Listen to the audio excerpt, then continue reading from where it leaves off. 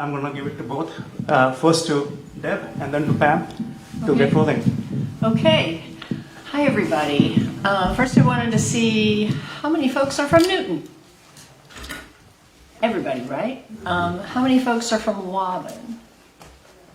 And how many folks are from Ward 5? That should be a bit more. Yeah, okay, thank you. So the way this was explained to me, I need to say this first because I sent a slide deck in telling me, because I was told I had a 5-minute opening sort of general description of why we're doing this and what this is. And we can't show slides here tonight, which is fine. I was able to steal one of Waban's maps, and I brought a couple of boards myself that I think will be helpful with some of the Q&A. And I wanted to know, who honestly, do you think you know what multifamily development means? What is the legal definition of multifamily development? Can you raise your hand if you're sure you know that? Come on, I know more of you know that. Come on.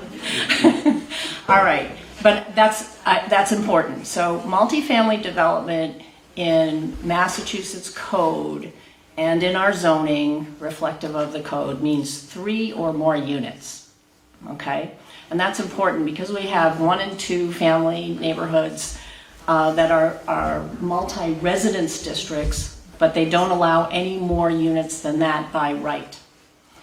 And as we know, we're required to, and we want to, and we used to allow multifamily development by right in Newton, and we don't anymore.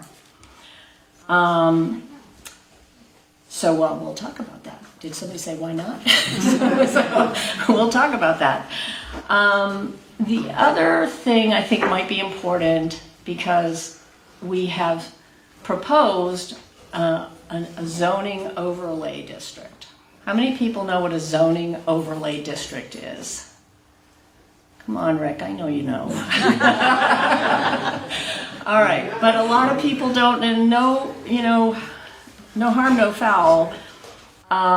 We'll talk more about it, but zoning is the book of rules that describes what you're allowed to build on a site, on any parcel. You're an owner of some parcel of land, and you're allowed to build, and where you're allowed to put your building on the site, how big your building can be, and what you're allowed to have in it, okay?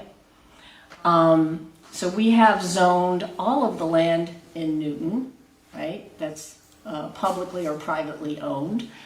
And the districts each describe what you may have in that district, whether it's a manufacturing district or a commercial district or a residential district, etc. How big the building can be, what the setbacks have to be, all that kind of stuff. So what's a zoning overlay district? That's when you keep everything in place that you have today. You may still use that zoning. You have a choice of using that or what's in the overlay district. It's literally laying over a second set of rules that become optional for you as a property owner. So you can choose them. It actually gives you more property rights, doesn't take away your existing property rights. Okay? So that's a pretty important definition to understand. There was a third definition, but I had it on a slide. I can't remember it. Alice, do you remember what that third definition is? Okay. Could you explain what by right means? Oh, thank you. That is exactly right. How many people know what by right development means? Okay, excellent. More people. But I'm not surprised that people don't know. When people don't know what it means, if you've never done a project on your site, and most of us are homeowners, right? Then you wouldn't have confronted this. It does not mean you can do anything you want. It means that you may put your kitchen addition on or your family room addition on or add an accessory apartment if you are following the existing rules that are in our local zoning ordinances, and if you follow state building code, and if you follow all the other state laws that guide development, such as if you're near a water body or conservation lands, you have to have setbacks from that, buffer zones from that. Other state rules still apply. Lots of rules still apply. What doesn't apply, if you're doing by right development, is you don't have to go forward to the board, not the Board of Aldermen, the City Council for special approval. You don't have to notice your neighbors and get everybody weighing in on your project as to whether or not they think your project is good enough to get approved by special permit. Okay? So those are the three really important definitions. That said, I have a lot of questions I was going to answer, but in my 5 minutes. But you, Pam, do you want to add anything to those things? Let's go to Pam, and then we'll start. I'm sure there are going to be questions coming up. Yes, Deb Crossley defined a lot of words, terms right now.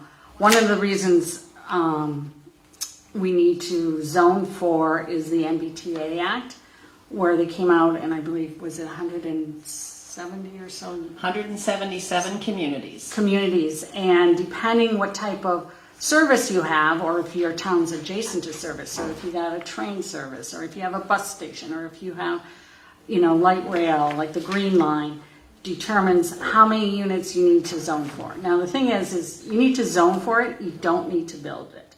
You need to zone for it, and that zoning needs to be by right. And as Deb said, right now, anything above 2 units is a special permit in Newton. And so Newton has because we have the Green Line, we need to zone for 25% more housing, and that is 8,330, because it's our housing number that they're using is 33,320 units. If we just had a rail line, then it would be 15%. And I think if it's adjacent, so there's some towns that don't have any public transportation, but they're next to another town, and I believe that's 10% that they need to. And there's other rules in there too. So we were started by zoning for the village centers, and then this came along, so it was kind of combined together. So, and the thing is, with the MBTA Act, we need to pass zoning by the end of this calendar year, or otherwise a bunch of grants are in jeopardy. And there has been talk about also the 75 million or so for the 85 million. 85 million for the train stations on the north side of the town. And that we would be hauled before the AG's office for a violation of the Federal Fair Housing Act. But Well, that's if we don't do it at all. But if we miss Right. the deadline, I don't know if they would do that if we miss the deadline. But that's if we don't do it at all. And I know some towns are pushing back and don't want to do it at all. so at this point, so that's not one of the definitions I would have brought up right away. So I just want to say, because it's not really a definition, but I understand it's on everybody's mind. What we started doing in Newton started a really long time ago, if you count the decades of conversations we've had in Newton about the need for housing, the need to have additional housing to start, satisfying the demand.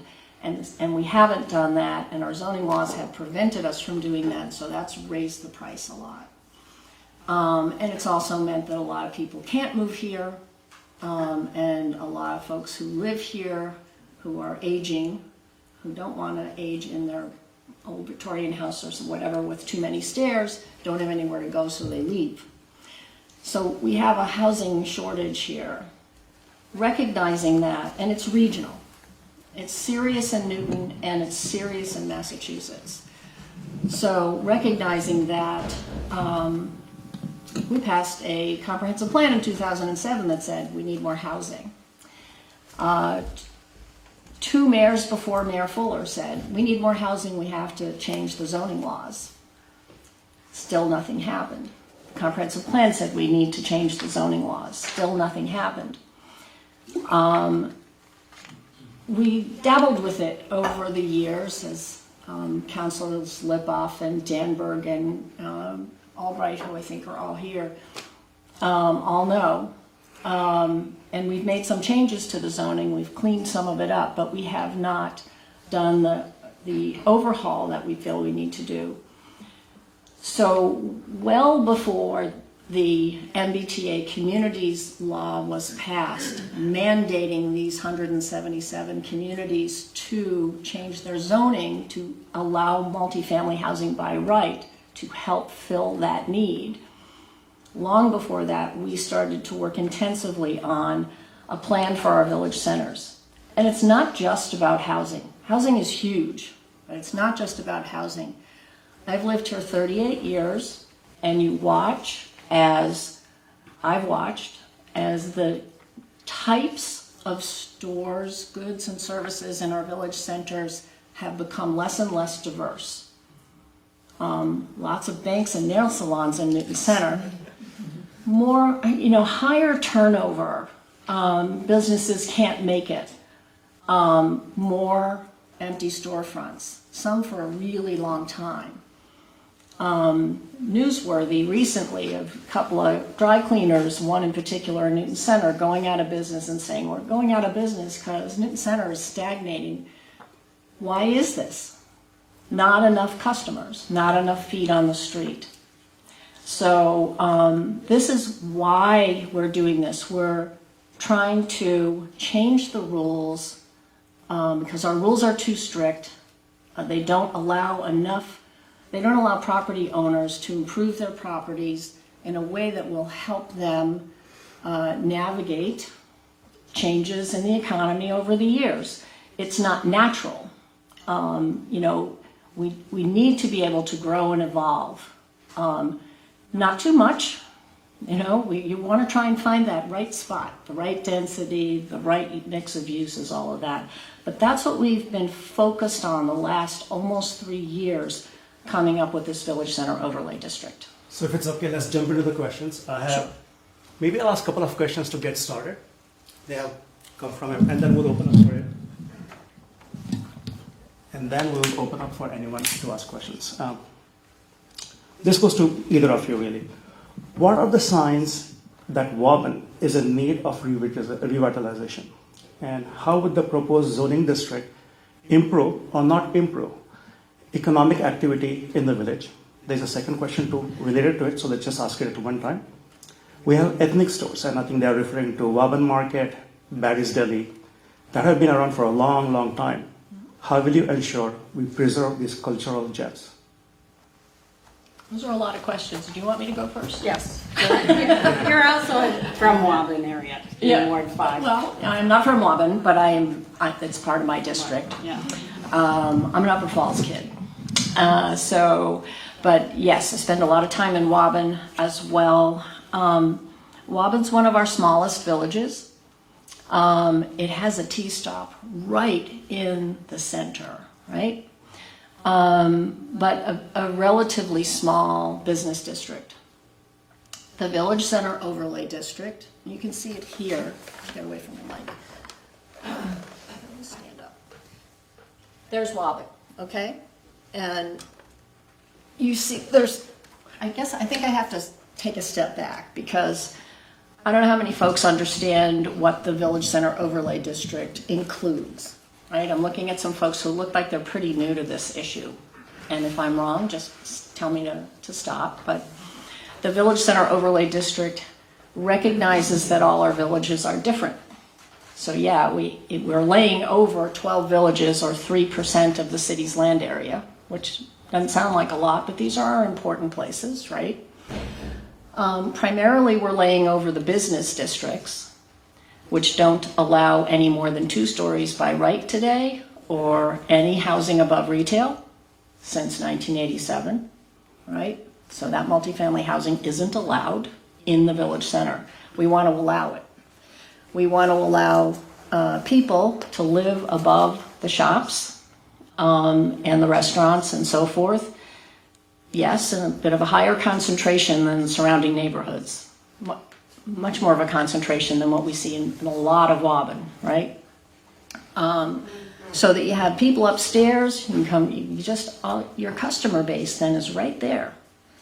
It's right upstairs. You come downstairs. You might have to walk a few stores down to get to the other store, but you're right upstairs. Maybe you're a block away. So the colors on the map reflect the different zones. There are 2 zones that overlay the business districts in all our village centers. Those are mixed use zones, meaning what's allowed in those zones are residential above and commercial below. Sometimes the commercial below is, the retail below is mandated. Sometimes it's not. Sometimes the residential could come all the way down to the ground. But we want to make sure our business districts stay vital. So there are priority streets where we say you have to have active uses on the ground floor. The green is the immediate surrounding neighborhoods. Again, that's Waban, right? This is the largest part of the district.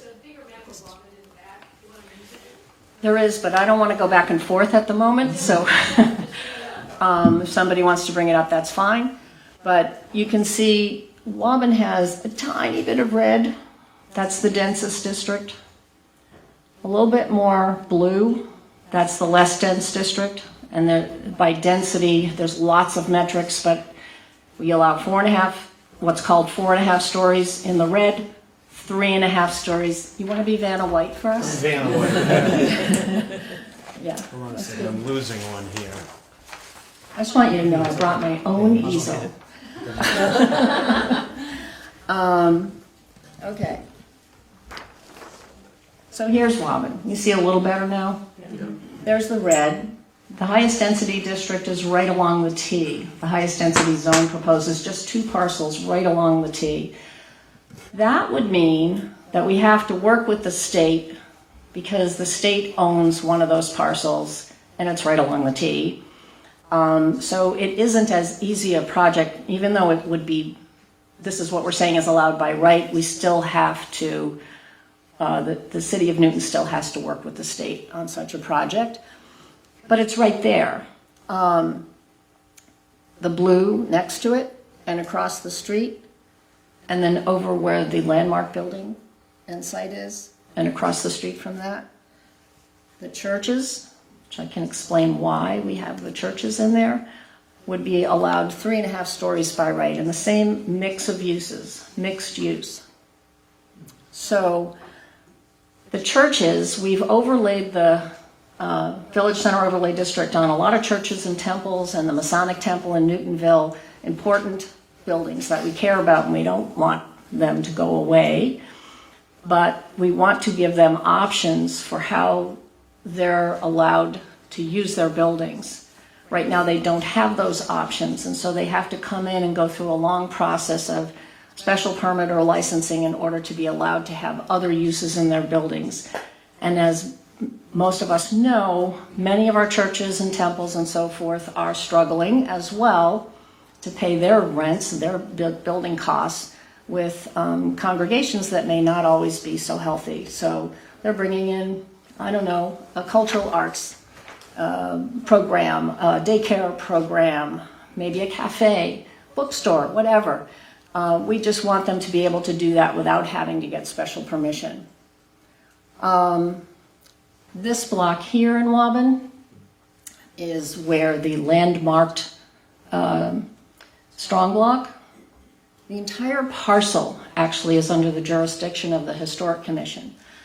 So we put it into our VC2 district so that, again, the 3.5 stories by right, it would be allowed to have, as it has now, retail on the ground floor and then residential or commercial above. But that kind of a project is controlled first and foremost by the Historic Commission. So again, there would be a long process on a building like that. So really in Waban, the areas that could develop by right are in here where the Starbucks is and the bank and the village bank and the cobbler and those things, and the existing housing projects. And this site back here is the Kinmonth. The Kinmonth street, 24 condo units that was just built. So that's not going to get rebuilt. So there's really, as far as the village center core goes, this area is where potential development is most likely to occur. And every village is going to have its own story about where development is most likely to occur. And so then your question is, Well, why is that a good thing? That's one, and the second is also how will we preserve the ethnic stores like Waban Market or Barry's Deli? So those stores, first of all, are in the historic block. So that's going to have sort of this whole extra level of discretion. What we also see is that buildings that have successful businesses in them are less likely to redevelop than buildings that don't. I mean, Walgreens in Newton Center is going to redevelop more quickly, most likely, than this block anyway. Although that's not an historic, protected site either. Unless there's federal money going in to build more affordable housing, we don't have an option in our zoning regulations. We understand at the moment, we're going to have more discussions about this, to use zoning to protect existing buildings, but we can use city programs to protect, not existing buildings, I'm sorry, existing businesses. Can there be relocation assistance? Relocation assistance is required when you're using federal money. I learned that actually only in the recent months because of a lot of concern about existing businesses. But the other thing about existing businesses is they're at as much risk today, maybe more depending on where they are, than they're going to be in the future with the additional alternative zoning in place. So I would like to address our businesses protected. And the best way that something might be protected is if it's in a landmark building, because they can't tear the building down. They go in front, they probably 99%, they won't be able to tear that down because the building is landmark. They may make modifications or may be able to add on to it. But if a building is not landmark, there's not a lot of protections for those businesses. And in West Newton, I'm in West Newton, I live behind the CVS in West Newton. And West Newton is owned by, for the most part, 2 or 3 different businesses or companies. And a few of them have just been purchased. They went through the Newton Historic Commission to get permission to tear down. They were only given a 3-year lease. They were thriving, vibrant businesses, and they're leaving because their building is going to be torn down. Now, if you look at Trio, before that, there were a lot of small businesses and bigger businesses there. And a few of them did survive. Newtonville Camera, though, went to Waltham. Boston Ballet went somewhere else, and I think there was an H&R Block. But pretty much, from what I know, all the other businesses are just gone. There was a beads shop that I went to, that's gone. The restaurant there, Koran, that's gone, and there's other ones. They retired. But, there's no guarantee that the businesses will be able to stay once this starts. And so, how can you protect them? And, this is the first time I heard about relocation. One of the things I suggested, but supposedly the law department said you can't do it, is with our special permit, we can say we want a local business, so many unit or so many storefronts or whatever to come in, and that's what with Trio, and we got the barn. Otherwise, these new developers, they can get anybody that they want.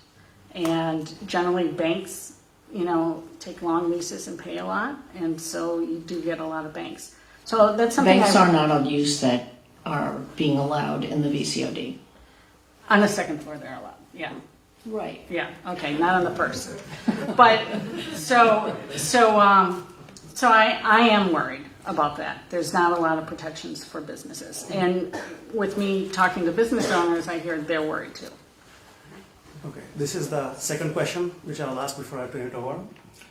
8,300, 10,000, 15,000, 18,000. How many units are we zoning for? Okay. What you're talking about is the formula that the state is using for compliance, which does not equate to a number of actual units. Okay, it's a compliance formula, and it's really important. I'm going to say it again.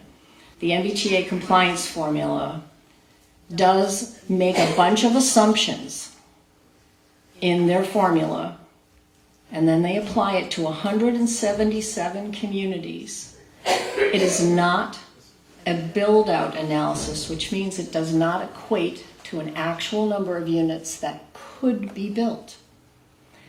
There's a number of reasons.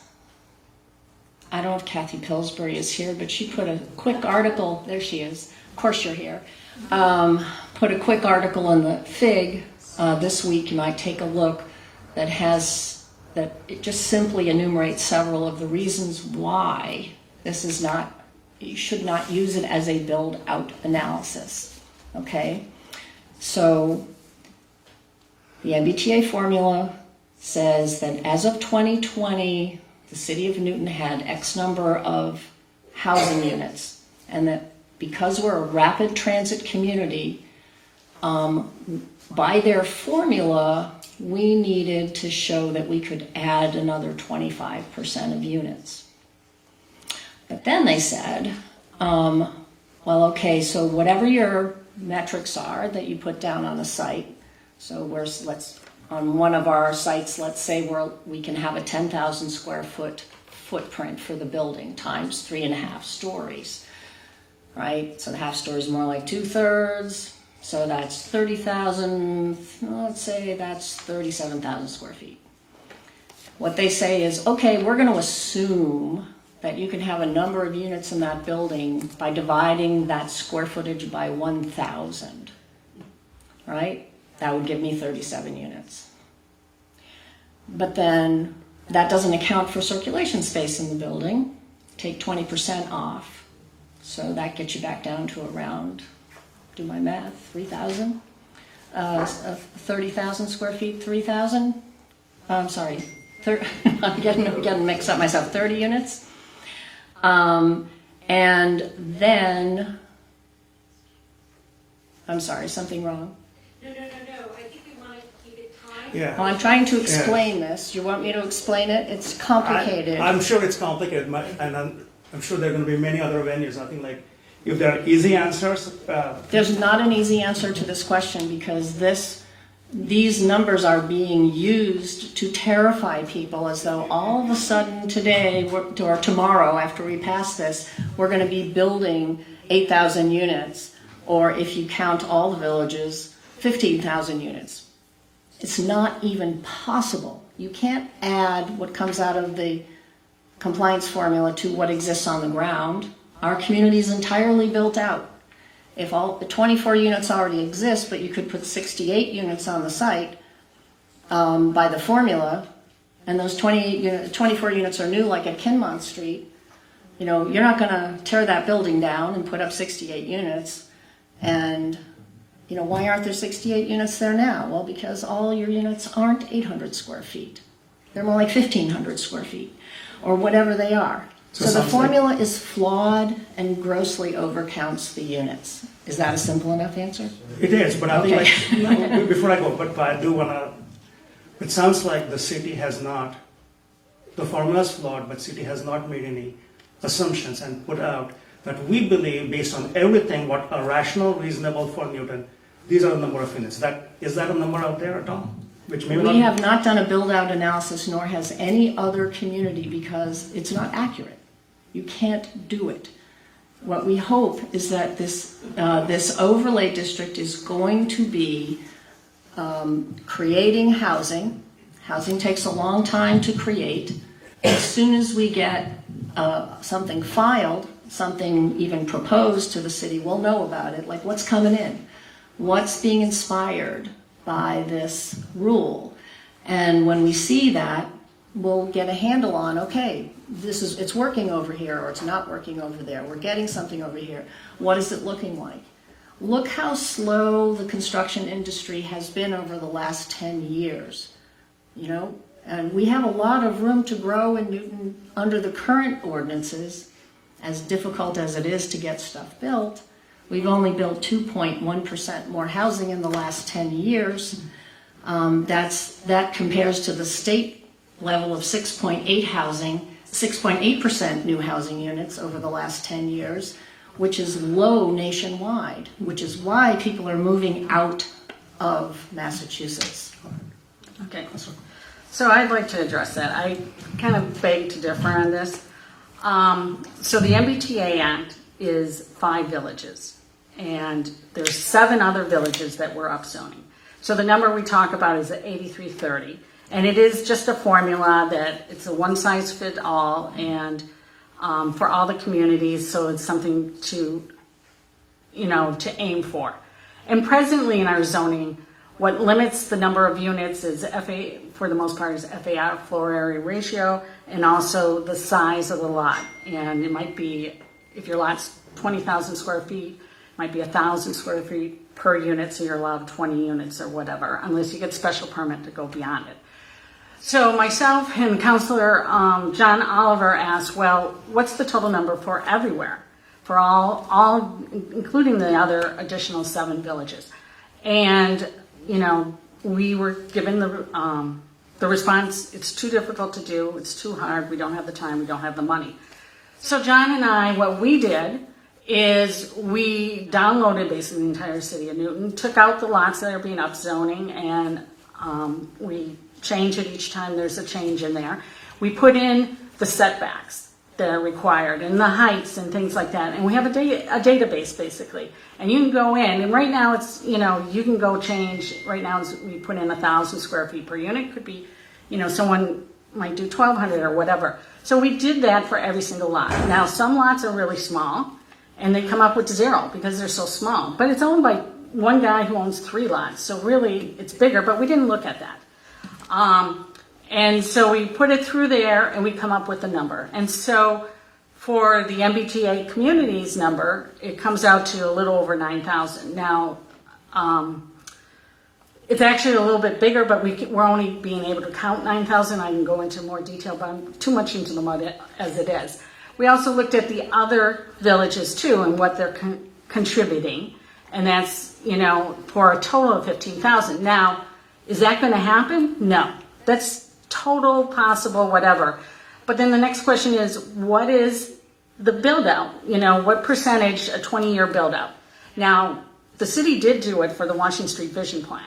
And that was a delta of 2,500 units in 20 years. Now, nothing additional has been built since it has been approved, which is 2019, but there's a third of them that are either have been approved, and because the climate right now for building is poor or financing, it hasn't been done. There's a couple other ones that are getting ready for special permit or 40B. So it is happening. And then I just want to say one other thing in our numbers that where we came up with the 15. We're assuming 4 units per MRT lot. But actually you can do a lot more than that by right. But we wanted to be conservative. You're also allowed multiple buildings on a lot. And again, we're being conservative and we only did 1. And that's for the bigger lots, there's not as many. Also, with this zoning, you're allowed to add lots together or subdivide. And we didn't include the lots over 30,000 square feet because that's a special permit. But they can subdivide into 2 15,000 square feet lots. So I think that the number is really important because, and then also the build out is our services. Can we handle that many? Right now, we don't have enough fields. We don't have enough fields. And there are questions around that as well. So we'll get into some of the implications as well. Okay. But if that's okay, I'm going to turn it over to people, especially from Waban, if that's okay. This is Waban Area Council. Robin, if you don't mind, please. Thank you. You can go where you are here to be here. Yeah. So hi, I'm from Waban. I just live on Waban Ave, and a lot of the goals I appreciate. For example, I have a son who went to Newton South. He's now in college, so I'm an empty nester. Wouldn't I love to be able to downsize and stay in Waban or Newton? But I don't see anything in your plan, and I'm curious if there is anything to help things be a little bit more affordable. If we look at the 16-unit condo complex that just went up over by Waban Market, I'd sell my house and for the same cost move into a 2-bedroom condo. So downsizing isn't really going to help me downsize my expenses. So I'm curious, A, about what in the plan helps to promote more affordable housing. And then the other part is the schools.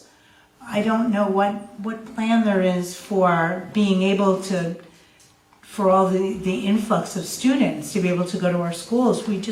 We have 2 huge new complexes coming up in Riverside and on Needham Street, and we just had an override because we need to build new schools right now, larger schools. So those are 2 things that have always bothered me about this plan that are important to me. Okay, 2 questions. I'll take the second one first. Do you want Pam to take the second one first? I mean, It's nice if you Yeah. can switch, okay. turns. I don't. I'll let them figure out. Sure. Doesn't matter. Did you hear the questions? Yes, so about how can we have more affordable housing? So right now, some of them will be restricted, deed restricted, and it's generally 15%, which is in the 50 to 80% AMI. So that's the area medium income. So for lower income people, there will be deed restricted. But the rest of them is market rate. The rest is market rate. And those are expensive. Unfortunately, I brought a bunch of notes, but I left this one back home. But the rents at Trio and Austin Street, they're pretty much the same. And a 2-bedroom goes for, I think, $4,500, and a 1-bedroom goes for $3,000 to $3,500 or so. And so it's whatever the market will bear, and those are market rates. Now, some people say, well, we can build our way out, and if you oversaturate the market, that it will bring some down, but I don't see that really happening. Another thing was questioned about the schools. So there was a study showing that incoming elementary school, the population is going down. And it's kind of cyclic, I believe. And I know in Weston and Milton, their elementary school populations are increasing. I think another factor was the way the school systems handled COVID. And so a lot of people left. And we have a new superintendent, and hopefully things will turn around. And so some of those private school kids may be coming back into the public schools, and which will also increase the population there. So our school enrollments have been declining over 5 years. Before COVID, it started happening. It's steady. It's over 1,300 students that we're down now. We're experiencing the bubble at the high school level now from previous classes, but the kids coming in are fewer and far between. That's not happening in Natick, for example. That's true. It's not happening in some other communities. It's happening here. And a big reason is that we don't have housing for young families. We don't have enough of it. This is personal for me. I have a lovely nephew and niece-in-law, one of whom is here tonight, who were able to come in to the community 10 years ago? 7? Okay. I'm just like, yeah, okay, 7 years ago. My kids will never be able to do that. And I think that's a story for a lot of people. And it's a story that is for also people coming into Massachusetts or who consider coming into Massachusetts for jobs, good jobs in Massachusetts, great hospitals, right, great universities. There's been an exodus from Massachusetts of young professionals. The delta since COVID is 111,000 people who have left Massachusetts. They work here, but they live in our neighboring states to find housing. Long commutes. Long commutes are not a great way to live, and it's also not great for the environment. But maybe your question is about, well, but if we do start building housing and do start bringing some of these families into our community so we have a next generation, maybe we'll replenish that school population, and then what? Well, two things. One is we've embarked on a strategic plan that we're a long way through, and thank you, you just agreed to pay for 2 new elementary schools, to increase the capacity in our elementary schools by a substantial amount. At the time we wrote this plan, we were hoping for more students in our schools. So number one, we will have the space in our schools. Number two, I guess, I want to say, hey, nothing's free. I'm very sad that our community voted not to support the operating override, because that was teachers in our schools. That was support staff in our schools. That was also other school-related expenses and a few other things. But, and now we don't have them. Some money got moved around, but it's not a good story. So that's the schools. I want to see a next generation come in here. We have only 7 seats contested on the city council and none on the school committee this year. That's very scary to me, because that tells me we don't have enough interested citizens engaged in our community, particularly a next generation, who are ready and able and wanting to participate at that level. So for all those reasons, I think we need to grow a little more. I think we're in danger, actually, if we don't. Your first question about affordable housing, one thing is, yes, we have what we call our inclusionary ordinance. The affordability requirements that apply to all development in Newton will also apply to the VCOD. You don't qualify for that, I'm guessing, by your expressions during Pam's talk. And most of us don't. However, what we're doing here, particularly, I'm going to take this down. Well, I can say this, particularly in the green areas, okay? We haven't talked really about that. That's where we're laying over the immediately adjacent neighborhoods that are very close, walkable, within 1,000 feet or quarter mile of the village center. And the incentive is to keep existing housing, renovate it, but if you use the new zoning, have at least 3 units instead of 1 or 2, up to 6 if you're keeping the building. So that will start to bring in more housing around, but what else does it do? It means you have more smaller units. Smaller units by definition are going to be less expensive than when somebody puts in a giant boxy duplex to maximize the interior square footage so they can get something well over, $1.5 million for a 2-unit condo. Divide it more ways. It's going to bring the price down. It's going to take a long time to get to the point where we've satisfied the supply that our state needs, that our city needs, to start affecting rental prices first, most likely, and then stabilizing the market. But I saw a quote today, Wayne Gretzky, the hockey legend, who said, hey, you miss 100% of the shots you don't take. So. And we'll come back to the school, I'm sure. Are you from Waban, sir? Yes, Please. thank you. Hi, Steve Gussenow from Gordon Road. You talk a lot about we doing this and we doing that, but the we is just the Commonwealth of Massachusetts and the city of Newton passing a law. When you have a home, okay, and you're going to convert it to multi-units, that has nothing to do with we. That has to do with the property owner, okay? So the property owner is going to take a nice home, which has maybe 1, 2, or 3 kids living in there, how many you have, who knows to know, and they're going to immediately contact the local developer and convert that into a multi-unit take all that money and move out of Newton to live somewhere else. Now you're gonna have a place that used to have like, one family living. How many family gonna have living there now? After that? Four? Well, I think it depends on the Six, yeah. circumstances. you know. In smaller units. I remember when I got married, I lived in a small apartment with my wife. As soon as we got the first baby, we were out of there because 1,000 feet is not enough for a family.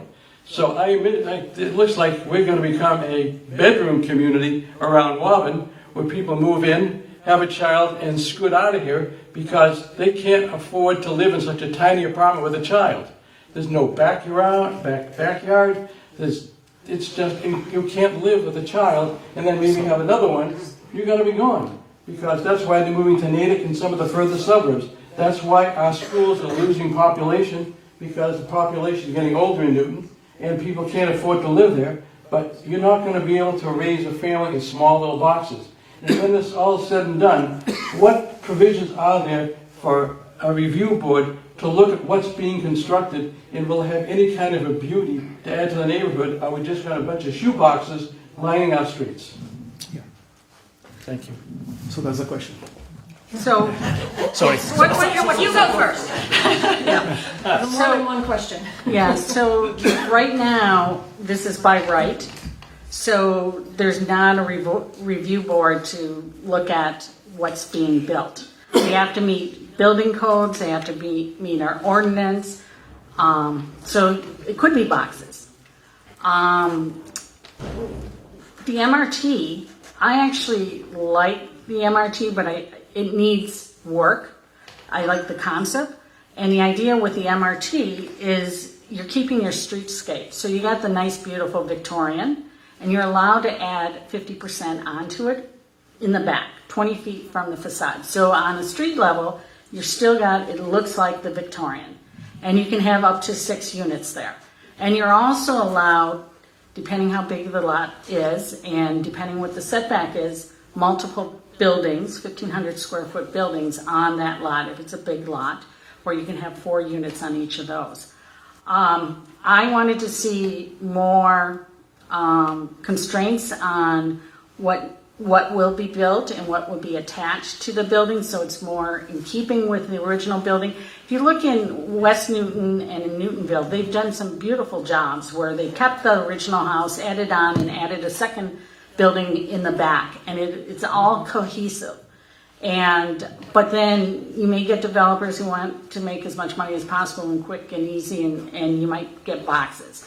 So, but there's nothing in the zoning right now or any board to oversee that. Unless it goes, if the lot's over 30,000 square feet, then it goes to special permit. But they can subdivide if they want. So that's not entirely correct. So it is correct that we have an incentive in the residential only zone, which is this MRT, it's called multi-residence transit. That's what lays over the neighborhood, like the immediate streets right around the village center. And it is true that there's an incentive to keep the existing house because you get to have more square footage to the rear by right, and you get to have more units. If you take the building down, you get a small footprint, 1,500 square feet, which is modest by comparison to many of the houses around here. And you can go up the same 2.5 stories, but you can only have 4 units. And there's other incentives in there. There's also design standards and design incentives in the code. Too much to go through right now, but there's a long list of design standards that I know Pam and I disagree by a few feet here and there about what the setback should be and what the open space requirement should be on a lot, but there's a lot of requirements in there to assure that we keep that streetscape and incentivize the restoration of existing buildings. That's something we've never had any kind of code that does that before. And people in the community overwhelmingly say, we hate the tear downs. We hate that these developers come in and tear down perfectly good buildings and put up junk in these big boxes.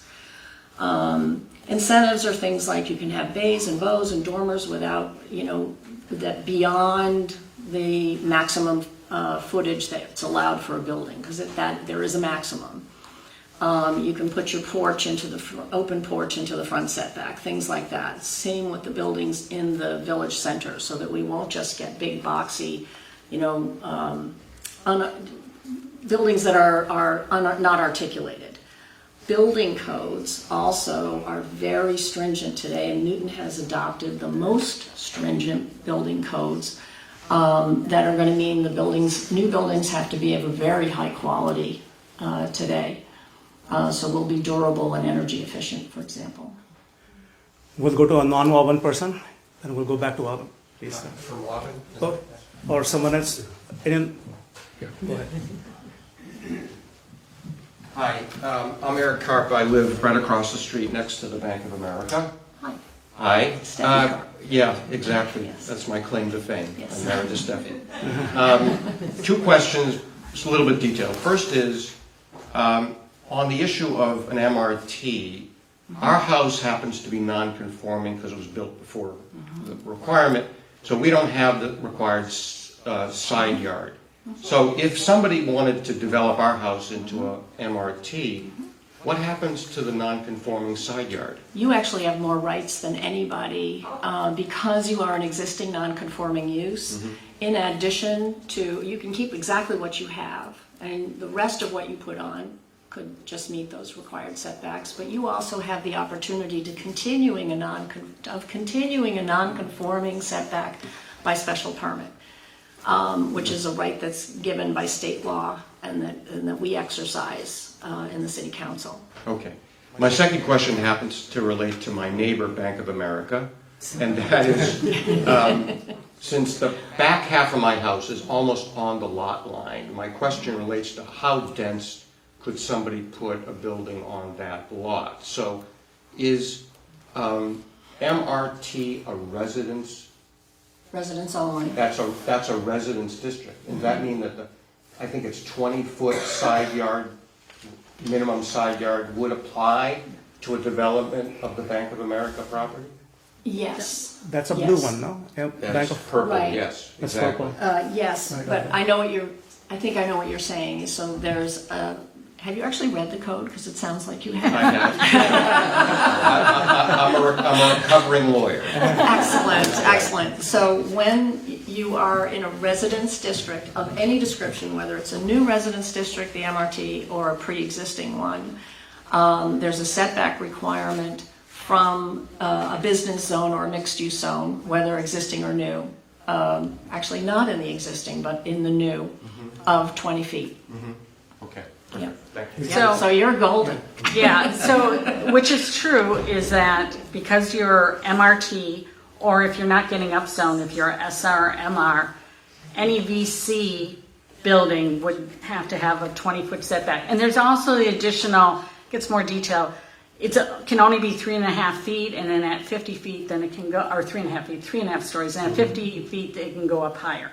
Now, there is, from 2.0 to 3.0 version, one thing has changed. And so there's about a handful of lots, was about 50 or so lots that are used as residential and are presently zoned as MR or SR, multi-resident or single resident. They've been upzoned to a VC, but now in the 3.0, they don't have, even though it's a residential use, and it was residential, they don't have the 20-foot setback.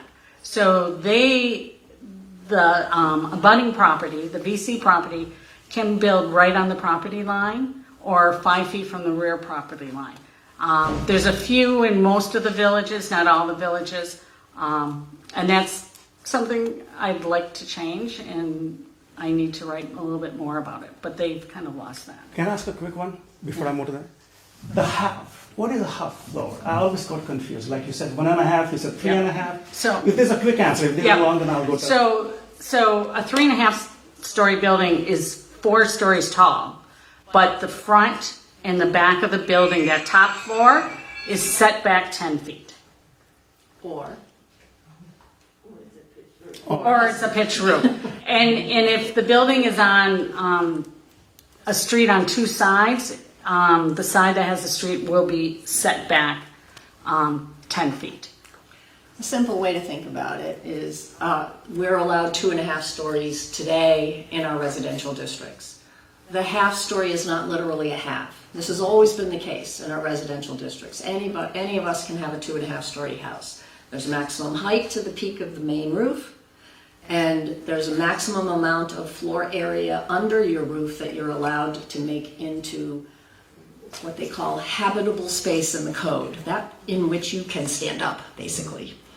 It's a little more complicated than that, but so a 3.5 story building in a village center, the idea of the half story is modeled on that kind of nomenclature, which is common in the codes. It doesn't mean that it's actually a half story, so that when I cut you off at the chest, right? And it doesn't mean that it's just half of the floor area. It could be 2/3 of the floor area, for example. Any questions? No? Wow. We explained everything so well. Chris? Wow. You have I have a bunch of questions. sent us some email questions. Yeah, that's so all I've been we reading have from. those there, so. All right. Okay. So Camden. I don't know who this person is, but for those I think opposed, he's here. But that's okay. maybe there's a different Camden. Who? Camden, tell me if this is it from you. For those opposed to approving the VCOD, what specific practical alternatives are being proposed to both comply with MBTA Communities Act and to address the housing shortage and affordability crisis? Okay. None. No, there is. So I'm all for zoning for the MBTA Acts by the end of the year. The 8330. We need to do it. Let's do it. Now, what I'm hearing from people is they don't want the VC3, which is 4.5 stories, in the core of the village centers. They'd like to see 3.5 stories. So I have listed some ideas which keep getting voted down in ZAP, zoning and planning. But I would like to do the 8330 in the villages we have plus Newton Corner and make some modifications, reduce the height in the core, and we can still meet the 8330. Now, I'd like to see changes in the other villages, but I want the analysis, what is that going to do, fire and police and schools and parks and all those other things, trash, sewer, whatever.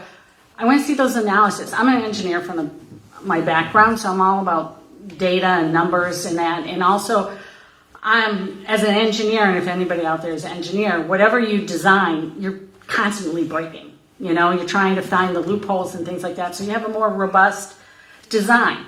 So one of the things I've been proposing is, yes, let's do the 8330 by the end of the year, but not much more than that.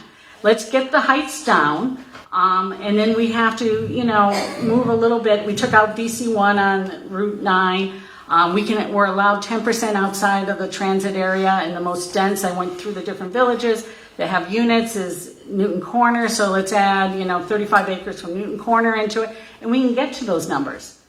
But then let's just zone for that. And then let's look at if we're zoning for everything, what that number is, and can we support all that? And if we can't, what do we need to do in order to do that? Now, people argue it's like, well, it's not going to happen overnight, which is true, and that's why it's good to have a 20-year build-out analysis. What does it look like? Is it 30%, 40%, 50% of those numbers?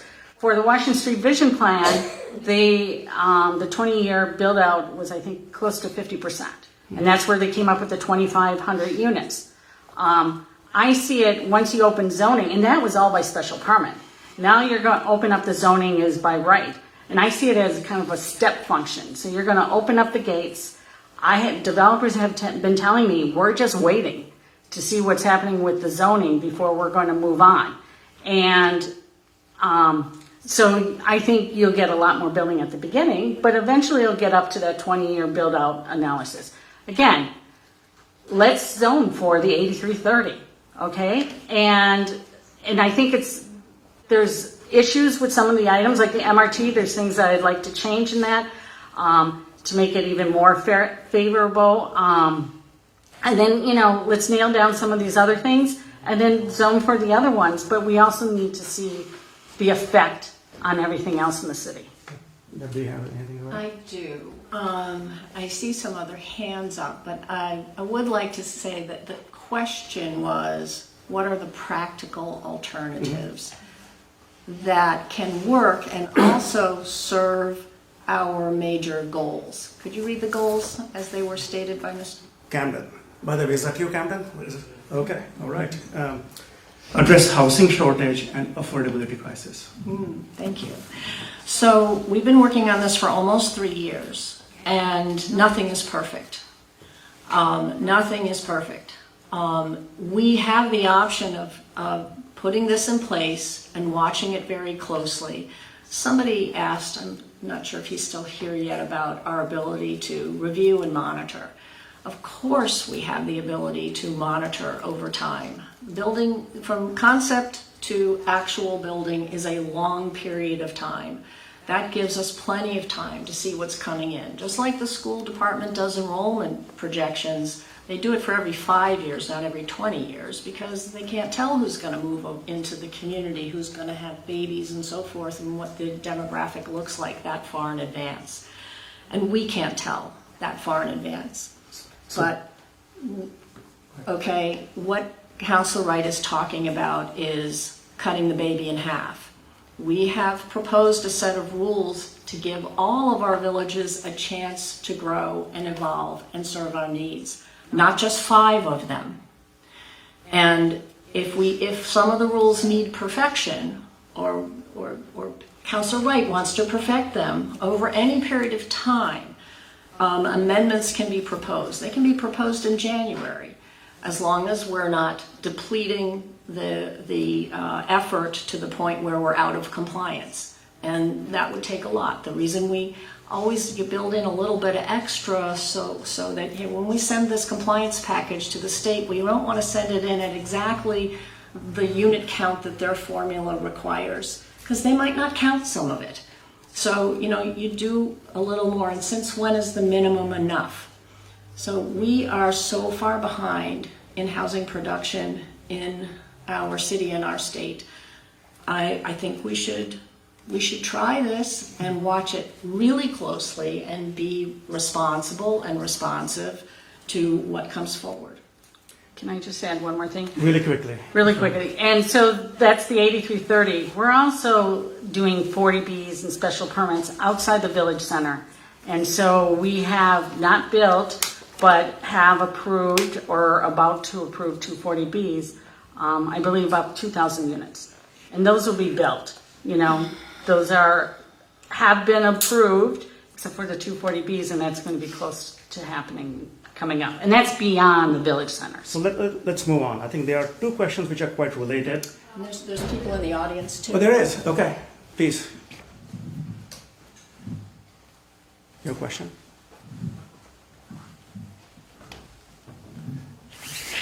So, Councilor Wright, you, like many people, have cited TRIO as an example of how new housing doesn't create more affordable housing. We're not talking about subsidized housing, but market rate housing. I wonder in your analysis whether you've looked at the impact of TRIO on housing. And let me give you a different example, which might be easier to kind of conceptualize. Right now, there are 300 units at what is called Avon now, which is the former Avalon on Needham Street. And there'll be 800 units in Northland, and then another 400 units in Charlotte. Do you expect that the rents at Avon will be unaffected by, negatively affected by, or positively affected by 4 times as many units down the street? So for that example, it's 4 times more within a mile. And those will be new units coming on, so they're going to get market rate, and then the old Avalon, whatever it's called now, they're older units, and so their rents probably stay the same or maybe go down a little bit. I want to give you an example though that I experienced. I have a 2-family in Watertown and on Pleasant Street. And so it's an older 2-family. I'm the second owner from 1929 it was built. And my rents are affordable. I have it at 80% AMI, even though I just do it. You know, I just feel like I'm still making money. I mean, I could make a lot more money, but I just feel like people need a place to stay and things like that. With all the new housing on Pleasant Street, that is pushing the rents up in Watertown and on Pleasant Street. And the thing is there's code, the IRS code says you have to charge market rates or otherwise you won't be able to take deductions and things that make it affordable that you can own this apartment or this house. So I have to check and they tell you, you know, what the market rates are. And I'm being pushed to raise my rents. I still try to keep it low, but I'm being pushed because the other rents in Watertown, and they've added so many apartments, are just, you know, skyrocketing. So, So you're saying that rents are going up while supply is going up? That's what she said. yep, in Watertown it is. In Watertown it is. All right, So- we'll keep on moving. I know, it doesn't make sense, but that's what's happening. All right. I hope this is a quick one because I think it would be great if we can wrap it up by just around 9 p.m. I hope this is a quick one for both of you. You both have different perspectives, so I would be very curious to hear the answers. What do you envision the city to be once these like units, how many ever you think will get built? What do you think Newton will look like? Beautiful. What I want to see. All right. The person is asking a question essentially. No, like, I what mean city? it. No, I what mean other it. city would look like? Is there something Okay, more all concrete? right, yeah, thank you. So, I think a city with people in it, enjoying their place, enjoying one another, able to involve themselves in activities throughout their, this one needs to come off, yeah. Their common land is a beautiful thing. Well, you know what, I have to take this one out too because it has all these pins on it. Okay. I brought these in. I had them blown up in the city because this is a constructed drawing. I mean, people say, you know, what's it going to look like? Well, we don't know exactly because they're really good architects and there's really bad architects, right? I am indeed architect, and I know there are really good ones and really bad ones, just like there's really good, bad of everything, right?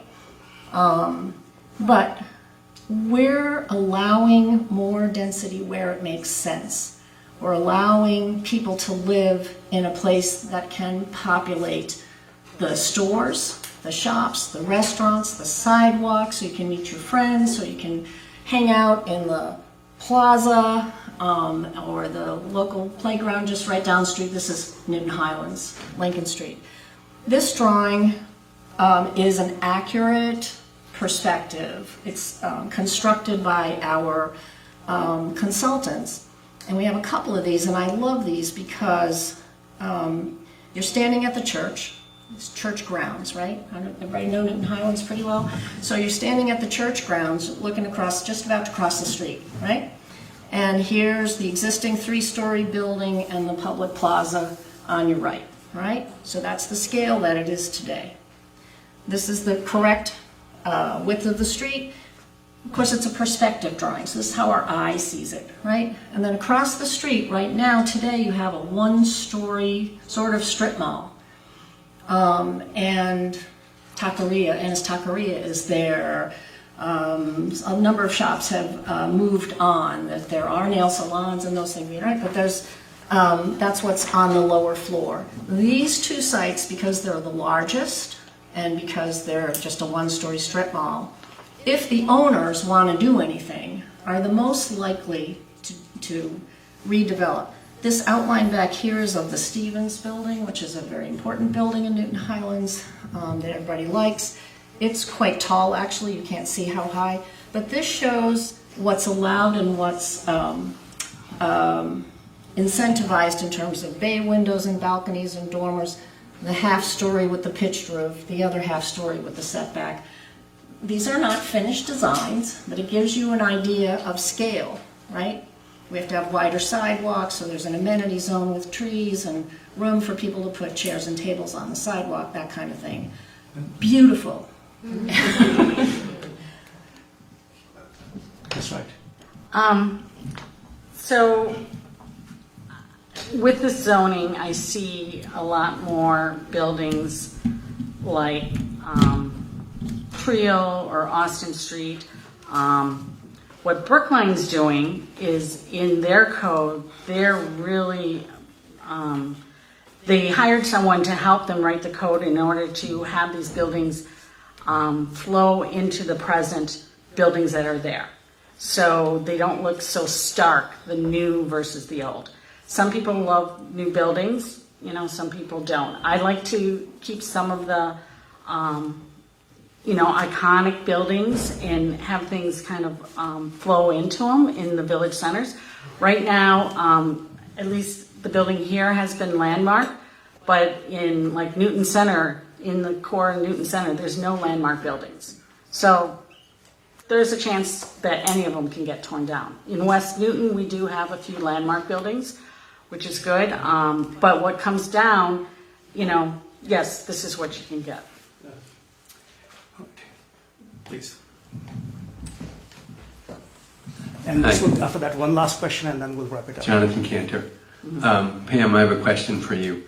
You describe the proposed as seemingly a bad alternative, but I don't hear a good alternative. You cited Trio and Austin Street as, I think, not so great buildings, which were built under existing code with special permits, with incredible scrutiny, and you're still not satisfied with the outcome.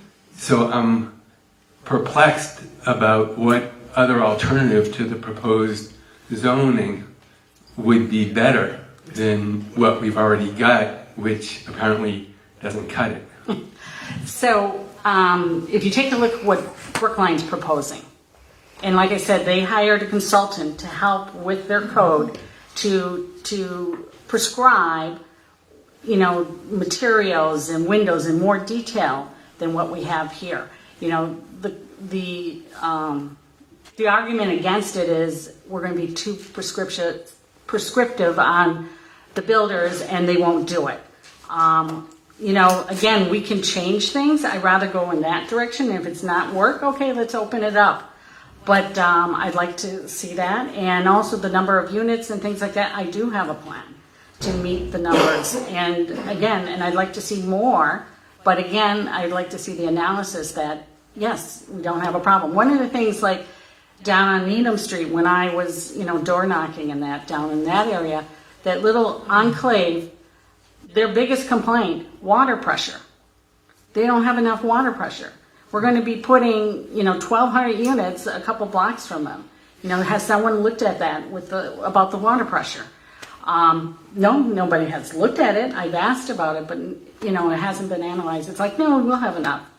But you need to look at everything and that we can handle those types of, what stresses it may put on our city and villages. I'd like to respond because the sameness of design is one thing we are trying to avoid. That is true. There's also some legal issues that Brookline hasn't tested yet. Brookline being a town, every bylaw they pass has to go to the AG's office for approval, and we are not supposed to challenge the building code. So materials and methods are not supposed to be part of zoning. We can do design guidelines, but that's not what they've done. They've actually inserted a lot of beautiful drawings of how to do a cornice and how to do, really detailed. And they, we did not do it that way. We want to give our community some more flexibility. But there's a saying in Nantucket, when you go to Nantucket and you ask for directions and somebody says, oh, just this street, that street, and then look for the white trimmed house with the natural shingles. And you never know where you're going, right? So I know that's a little, but Brookline is doing a code for four-story mixed-use buildings along Harvard Street for the most part, and they do have very specific design criteria. It's a very different plan from ours also. We have 12 village centers. It's what makes Newton so unique and challenging.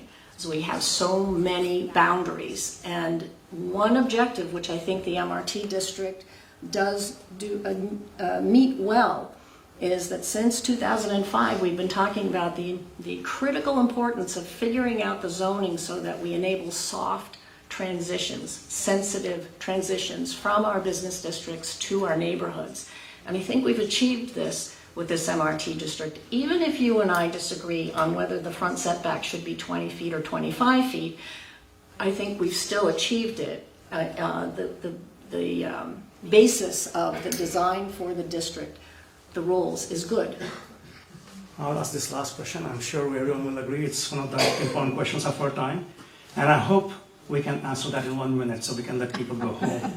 Important question of our time. Hey, we can be here for two days talking about climate change, right? So when you look at the embodied carbon and everything else, does the tearing down of the buildings and building new one, is that net carbon positive or net carbon negative for the environment? Here's the simple, less than 1 minute answer. It depends on so many factors. You know, if we were talking about this building, there would be one set of metrics and criteria. If we were talking about a little Cape house, there would be another set. If we were talking about a big building in the village center, there would be a third set. You know, some of our old buildings are in really tired shape, really, really tough shape, and to rebuild them, it would be impossible to meet today's energy codes, for example, to renovate them. So I think you have to look at each case individually. Buildings are for people, and we need to be able to make sure that what we're building is serving the needs of the community. So you can't only look at embodied carbon. We have our experts here tonight who, you know, we are looking at embodied carbon in new construction to reduce it as much as possible, and we've been effective. And the new codes will eventually get there too, because we're working on that. But I think the most important feature of this plan with respect to energy and the environment and living more efficiently is the layout. The fact that we're proposing to concentrate development in our village centers where infrastructure exists. Our water systems are fine. Any particular, you know, so you're sharing infrastructure, so you're more people contributing to the same infrastructure actually lowers the cost and the effort to maintain it. If you go living 20 miles away, the roads all the way there have to be in good shape, right? You still need to get water and sewer and all, whatever. But that's the most important environmental concern that we're addressing, is to concentrate people in their goods and services and things they need on a daily basis so they can walk more and take public transportation where we have it to go to work or to a play or whatever. So reducing the amount of driving. I'll be quick. I agree with Councilor Crossley. It depends. Some of them will be positive, some will be negative. It depends on the building and what you're building. It really depends. But it's something you should look into too. I think it's moot. The life cycle analysis will always come up. Okay, over 20 years. Do you have a question here? Over 20 years. Sham, do you have a question? No, Yeah. I think they depend on extending this further. On climate stuff, you got to take a 20, 30 year view. Life of the building, not just what's built into the building. Mm-hmm. Well, we'll have to thank everyone, especially the Councilor Crossley, Councilor Wright, and everyone. I think this is more people than Waban area council ever had, I suppose.